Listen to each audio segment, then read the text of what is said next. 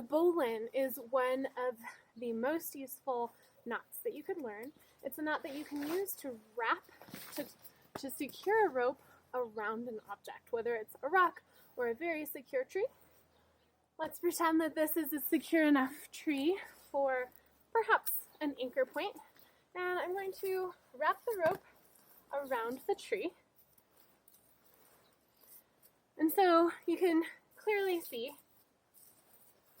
which end is the end that will be taking the load and which end is the tail. And so it's very important to keep that distinguished throughout the knot. So you're going to take the load end of the rope and you're going to make a twist. And then you'll take the load end of the rope again to grab a bite, and you're going to pass that bite through the twist so that you can create a slip hitch, like so. And so now you'll take the tail and you'll pass the tail through that slip hitch, making sure to pull enough through so that you can finish the knot at the end. And now I'm going to pull the load end. And one of the key parts that you'll usually have to do to finish this knot is to take this little tongue at the bottom of the knot as you pull the load and just guide that tongue upward toward the object you're tying around and pull that load strong. And so now you see that I've completed the bowline, but the bowline is not complete until I've tied a backup knot.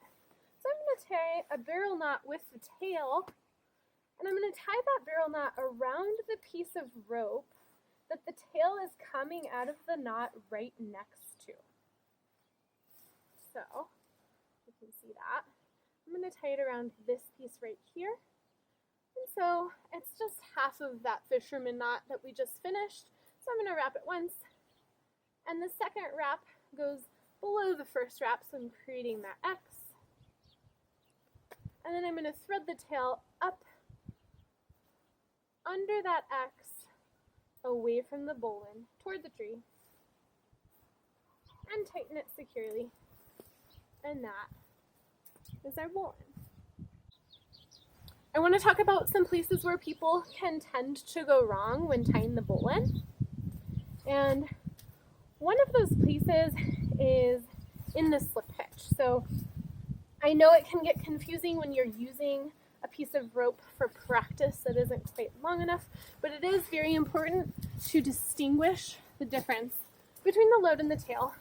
One thing that I see people do commonly is forget which end to create that slip hitch on, and so they might create that slip hitch on the tail end, which is not the end that you'll end up wanting the load to be pulling from in the end. So make sure that you're doing the slip hitch on the load strand. And then the other thing that people mess up a lot is not pulling the bite from the rest of the rope. And instead, where they make a mistake is they accidentally pull the bite in the slip hitch from the loop of the knot.